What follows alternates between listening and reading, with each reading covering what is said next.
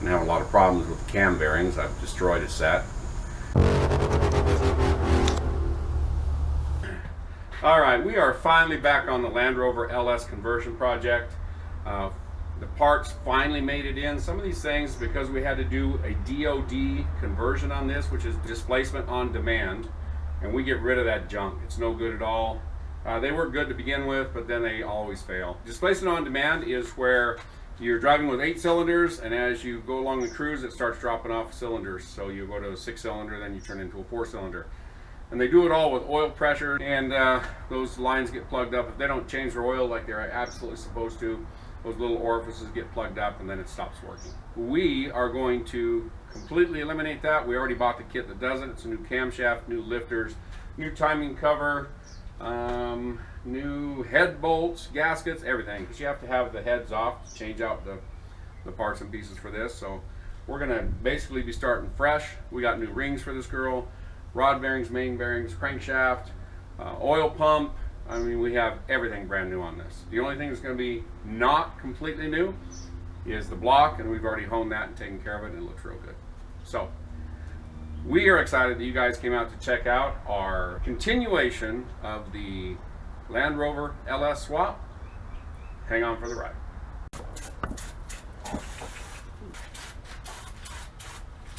Ooh, that's stinky. All right, we're getting ready to pull out the camshaft. This is what's commonly known as the bump stick.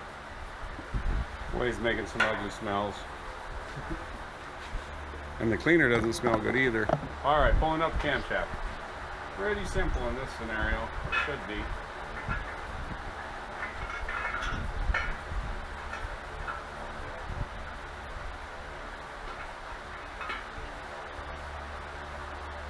Camshaft. And what?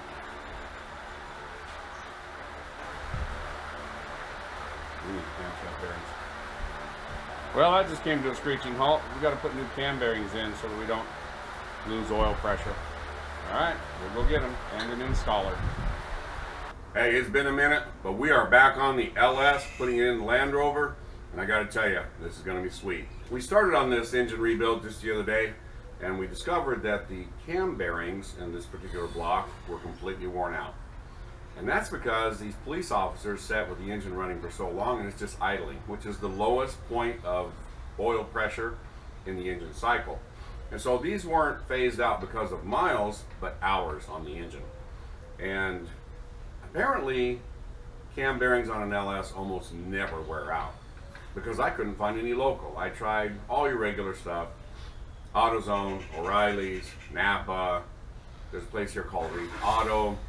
Nobody could come up with these dang things because they don't wear out. Well, these wore out. So I ended up having to buy them on the internet. It took a couple weeks to get them. And then I had to buy a cam bearing installer because apparently nobody rents those anymore. So anyway, I'm going to pull these heads back off. They're just sitting on here to protect it so the garbage doesn't fly in it. This is a backyard build, not a multi-million-dollar race car. We're going to pop out these cam bearings. We're going to install new ones. We're going to start putting this girl together. All right, we had some bolts in here just a little temporarily so that if the wind came along real strong, it wouldn't possibly blow these heads off, which I don't see how that would happen anyway. But one thing about Tommy, he is Captain Overkill. Doesn't mean he's always right, though. Tommy, I love you. Tommy is not here today. He's not feeling too well. Got a little bit of heat exhaustion. It has been hotter than hello down here. And, yeah, sometimes it takes its toll. He's not as old as me, but he's old enough. So I'm out pretty early in the morning. It's about 5:30 or so, because it's just too hot to be out here very late. So I got to try and put some lights up in here so that I can come out earlier. Come out maybe 2 o'clock in the morning, because that is the only time you ever want to be out here at this time of year. We got 2 more months of this, and then it turns awesome. I don't remember if I showed you guys or not. Let me show you the cam bearings. So this rounded area right here, the little step notch thing there, that is the cam bearings, and hopefully you guys can see in there. You see how it looks copperish? That means it's burned all the way through the coatings that are there. So that's what we're going to change out. I got a tool to do it. Alright, so this is a cam bearing installer and remover. And so this guy little cranks and it spreads that gap right there and it fits right to exactly what you want. But we're going to preload this a little bit. And basically there's another end. You pound on that end, you're going to pop those out, and then when you're installing the new ones, you just place it on there. It's rubber right here so that it won't gouge your bearing, and you drive that girl right back in. So we'll get it taken care of.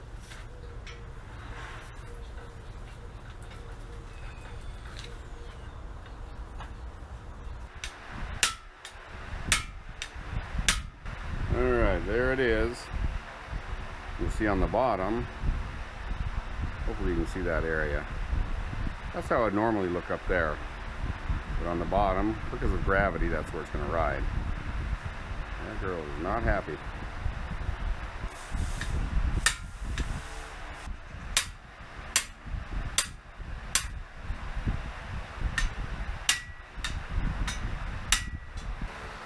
I don't know if you can hear over the fan or not, but basically I'm already in the middle of installing the first cam bearing. And I forgot to film, like usual.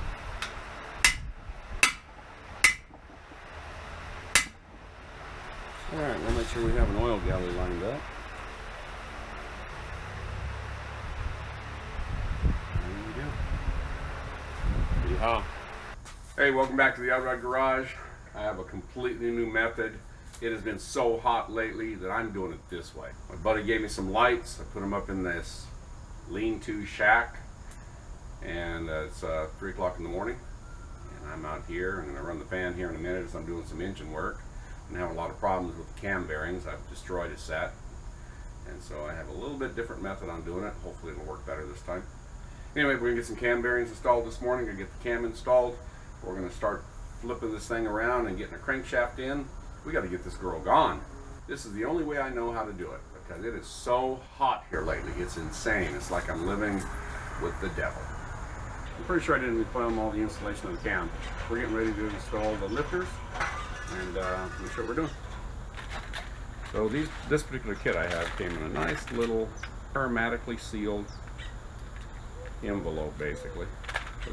So these are roller rockers. They have a little roller on the bottom. We'll show you this here in a minute. So this, it's not roller rocker, these are roller lifters. So it has a little wheel there on the bottom that rotates. And as it rides on the cam, it's much less friction. You can get a much steeper slope on the camshaft load. So these guys right here, pretty easy. They'll go in either direction, doesn't matter. You clip them down into here, and they'll stay. And we'll put them 4 in, we'll drop it down in, tighten it, no biggie. So they have a little flattened side on 2 sides so that it's impossible for you to get it wrong. Well, almost impossible. I'm sure if you try it hard enough. This is assembly lube I'm putting on. Some people believe in it, some people don't. You're going to be changing the oil in 500 miles anyway. I believe in it.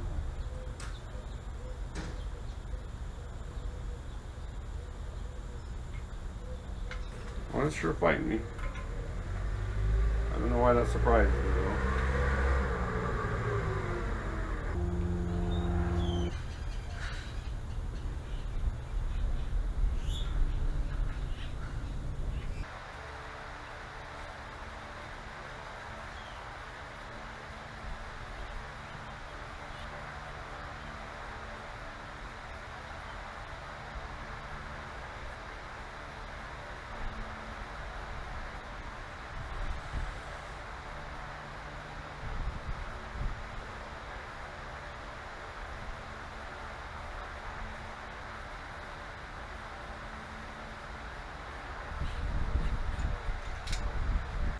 Alright, we got the camshaft in, we have our lifters in, and we've set the crankshaft. We've got all the prep work done for that. We have the rod bearings in, or scratch that, we have the main bearings in, main caps in, just hand tight.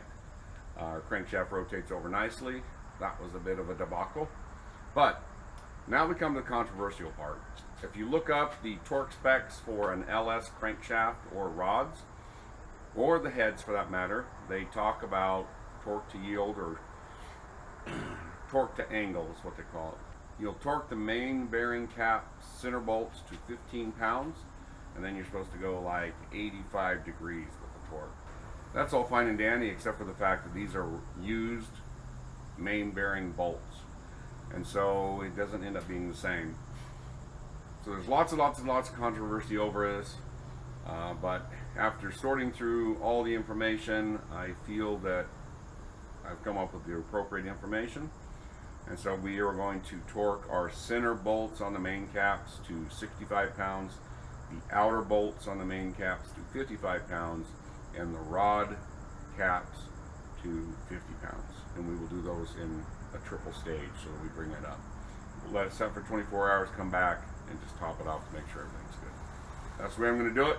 You guys can tell me how wrong I am, but everyone says everyone else is wrong, so I'm going to be wrong with you. All right, so we had an interesting occurrence yesterday.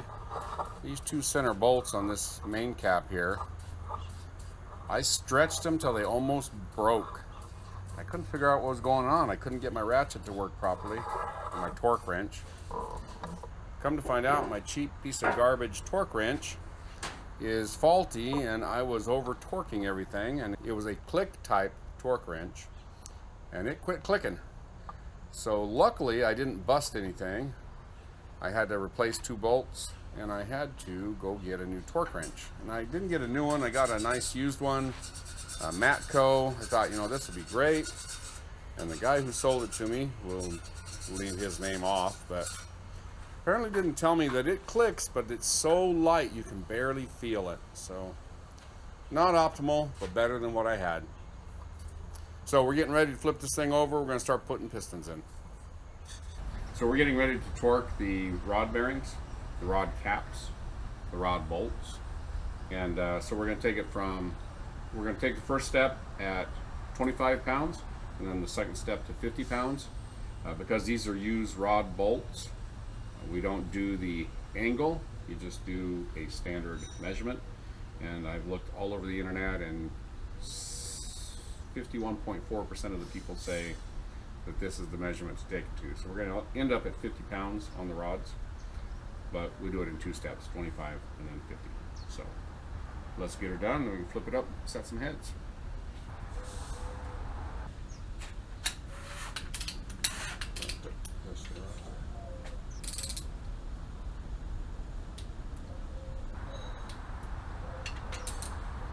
All right, we're going to crank it up to 50 pounds.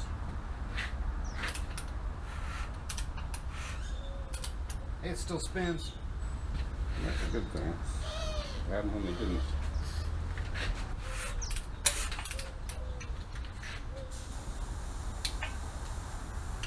That's all 4. All 4 locations, all 8 rods. So one of the things that they recommend, and I've heard this forever, but is that you go through and you let it set or relax for 40 or 24 hours, and that's what we're going to do. So we're going to flip it over and do our heads and everything, but tomorrow we'll come back before we put the pan on.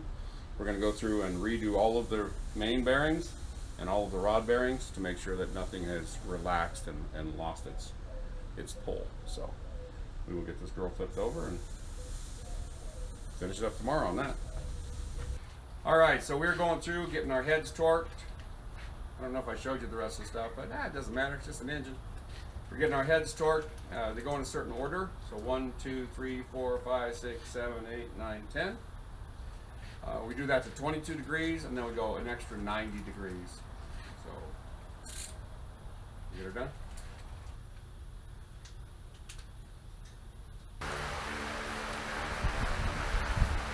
Any more guys in there?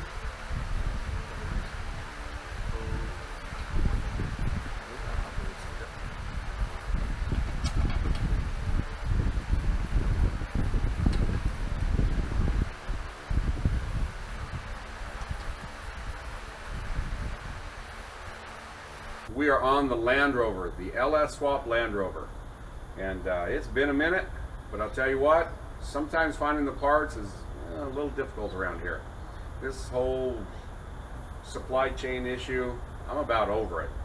I'm over that, I'm over cancer, I'm over all kinds of things. So, also going to be messing with the transfer case, and we're going to be pulling the mock-up engine and our good transmission out of the Landrover so that we can get it out here, put it all together with the transfer case, and put it back in again and see what all fits. Anyway, thanks for coming and watching us. Hang on for the ride.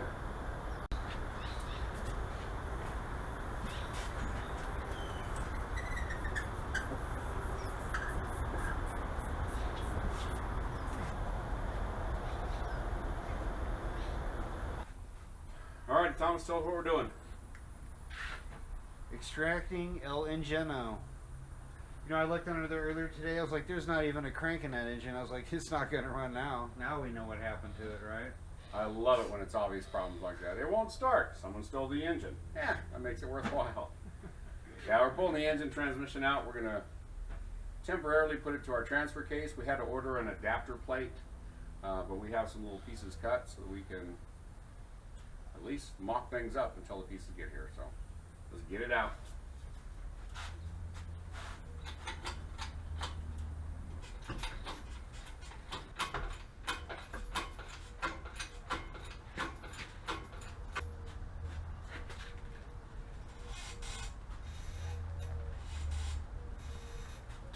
That was the easiest engine removal we've ever had. Yep. Alrighty, well, you see we got the transfer case on there temporarily. Anyway, we're going to stab it in there and start getting ready to do our mounts, our transmission mount. So, let's roll a car. Maybe a little bit.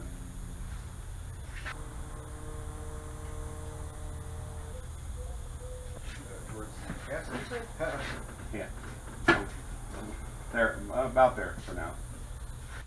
Alright, well, it's Friday afternoon. For you guys, it's Sunday morning. Let me show you why we're quitting right now. And we didn't get our job accomplished, but check this out. Hopefully you guys can see that. It is 10:27 in the morning. It's 104 degrees. The humidity today is 41%. We're done. We've been doing 10 o'clock days. We stressed it today, but anyway. We've actually been doing 4 o'clock. You've been getting up Yeah. at 3. I've been getting up at, we're getting here at 4. Yeah, we do 4 to 10, 10:30, 11, sometimes it stretches. But anyway, it's hotter than heck. We're getting out of here. But you know, we got most of the engine put together. We have the engine, transmission, and transfer case back in so we can finish our final mounts. That's really good. Our adapter bracket is on its way, so we'll be able to match all that up. We should be doing some final assembly on the engine and transmission here within the next couple of weeks. So, that being said, with the temperature, we appreciate you guys coming by and checking out what we do. Please subscribe to the channel, leave us a like, thumbs up, share the link, make a comment, and as always, thanks for watching.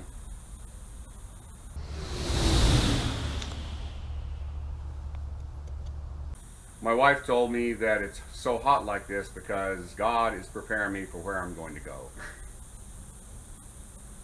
She's probably right.